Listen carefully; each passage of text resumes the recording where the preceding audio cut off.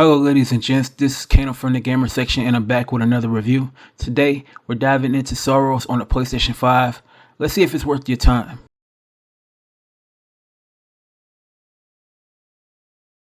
You step into the role of Arjun, a member of the Elkon IV sent to scout the mysterious world of Carcosa on behalf of the Saltia Corporation. Your mission is to investigate what happened to the previous teams that went silent and secure a rare mineral known as the leucotine. As you push deeper into the strange and hostile environment, you begin to realize that something far more disturbing is at play.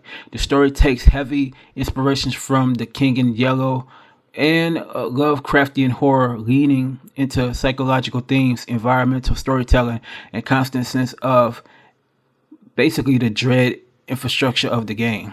Arjun's personal motivation drives the journey forward as he searches for someone important named Nydia.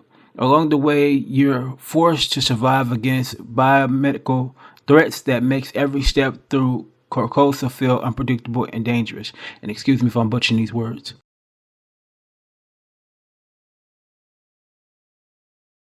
The overall presentation to Saros is really strong and leaves a good impression. The graphics look great for the most part, especially when it comes to the detail in the environments, which feels rich and well designed. However, the character models don't always match the same level, with some shading issues and slightly faded look that holds them back a bit. The sound design is solid across the board with clear audio from running and jumping, shooting, and other actions that actually help keep the game feeling responsive.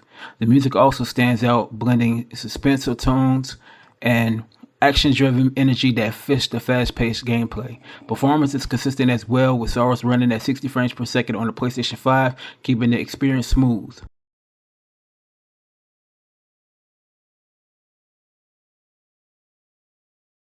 The game in Saros focus on fast-paced action while still rewarding long-term progression, unlike most roguelikes. You can unlock permanent upgrades through the armor matrix system, meaning that every death actually makes you stronger for the next run. Combat is built around speed and aggression with infinite ammo, no stamina bar, and quick movement options like dashes and jumps that keeps everything flowing.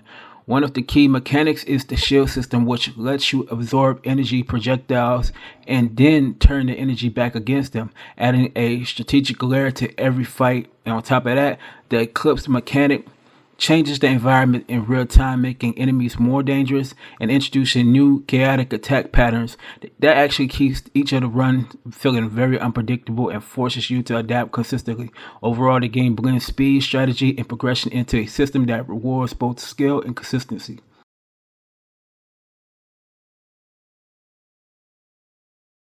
As I played, I started to notice that the game didn't have much to offer once I got through the main campaign, which made it feel like it ended a bit too soon despite how strong the core gameplay is.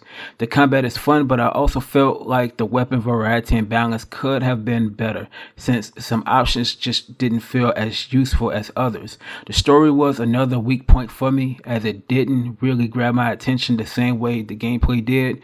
There were also moments where cutscenes felt a little bit off, which actually made the characters' animations look crazy and it wasn't looking natural as they should.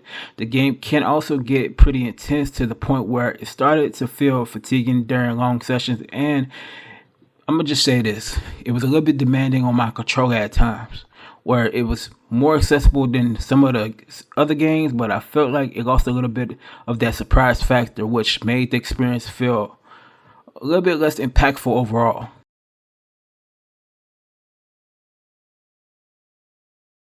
For that, I give Saros a 4 out of 5.